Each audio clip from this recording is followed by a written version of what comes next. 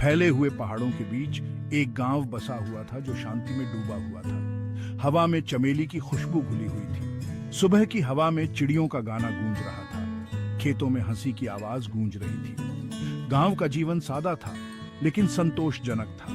गांव वाले दयालु और मेहनती थे। वे प्रकृति के साथ तालमेल बिठाकर रहते थे। गांव की एक लय थी। दिन रात में बदलते थे, मौसम बदलते थे, फिर भी शांति हमेशा बनी रहती थी। यह एक ऐसी जगह थी जहां खुशियां खिलती थीं। गांव के बाहरी इलाके में एक पुरानी हवेली खड़ी थी, ऊंची और भव्य। इसने जमीन पर एक लंबी परछाई डाली हुई थी। हवेली कभी भव्य हुआ करती थी, अब यह जीर्ण शीर्ण और वीरान खड़ी थी। इसकी खिड़कियां अंधेरी थीं, जैसे किसी चौकन्ने जानवर की आंखें। हवेली के बारे में अजीबोगरीब कहानियां कही जाती थीं। हवा में फुसफुसाहट यात्रा करती थी। लोगों ने रात में भयानक आवाजें सुनाई देने की बात कही। कुछ लोगों ने इसकी दीवारों के भीतर टिमटिमाती रोशनी देखने का दावा किया। हवेली रहस्य में डूबी हुई थी, भय और आकर्षण का स्रोत थी। गांव का एक जवान लड़का आर्यन अलग था। उसे रोमांच की प्यास थी। उसका दिल अनजान को जानने के लिए तरसता था। हवेली की कहानियों ने उसे इंट्रिग्ड किया। डर ने उसे अपनी चपेट में नहीं लिया।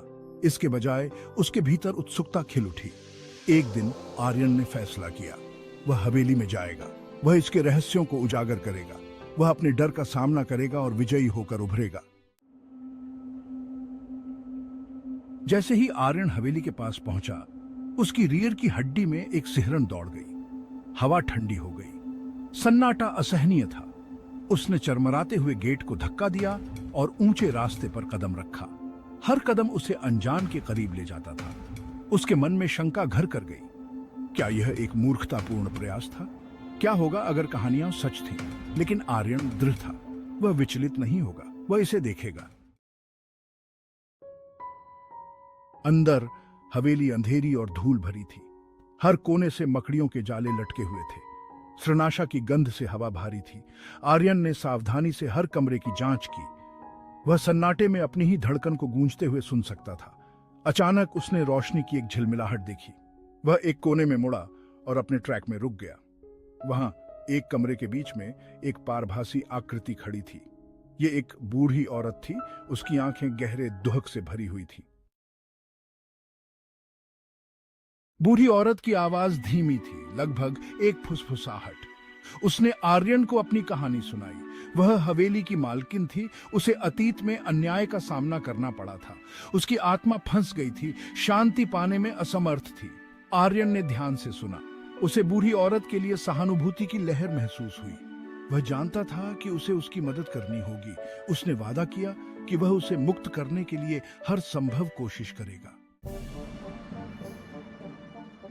आर्यन ने आगे जांच की। उसने हवेली में सुराग के लिए खोजबीन की। उसने सबसे बुजुर्ग ग्रामीणों से बात की, अतीत को जोड़ा। उसने विश्वासघात की कहानी, वर्षों से छिपे एक रहस्य की खोज की। सच्चाई धीरे धीरे सामने आई। हवेली की महिला पर एक अपराध का झूठा आरोप लगाया गया था। उसे उस चीज के लिए दंडित किया गया था जो उसने नहीं की थी। उसका नाम खराब कर दिया गया था। उसका जीवन बर्बाद कर दिया गया था।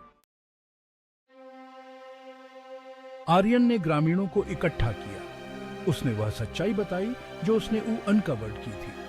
उन्होंने हवेली की महिला के साथ हुए अन्याय के बारे में बताया। उसके शब्द हथौड़े के प्रहार की तरह थे, जिन्होंने वर्षों की चुप्पी को तोड़ दिया। ग्रामीण हैरान थे। अपराध बोध ने उन पर पानी फेर दिया। वे झूठ पर विश्वास करते थे। उन्होंने एक निर्दोष महिला की निंदा की थी। अब उन्हें इस गलत को सुधारना था। साथ मिलकर ग्रामीणों ने गलतियों का प्रायश्चित किया। उन्होंने महिला का नाम साफ किया। उन्होंने उसकी स्मृति को सम्मानित किया। ऐसा करते ही एक अद्भुत घटना घटी। हवेली बदलने लगी। अंधेरा छंट गया। कमरों में रोशनी भर गई। बूढ़ी औरत की आत्मा आखिरी बार दिखाई दी। वह आर्यन पर मुस्कुराई। उसकी आंखें कृतज्ञता से भरी हुई थी। फिर वह चली गई। उसकी आत्मा आखिरकार शांति में आ गई। हवेली अब डर की जगह नहीं रही। यह आशा का प्रतीक बन गया। इस बात की याद दिलाता है कि सबसे अंधेरे समय में भी सच्चाई की जीत हो सकती है। आर्यन के साहस ने न केवल एक फंसी हुई आत्मा को मुक्त किया था, बल्कि गांव को भी एकजुट किया था। आर्यन के सफर ने सभी को एक बहुमूल्य सबक सिखाया। जहां प्रकाश होता है वहां अंधकार नहीं रह सकता, और विपत्ति के समय सत्य का प्रकाश सबसे तेज चमकता है।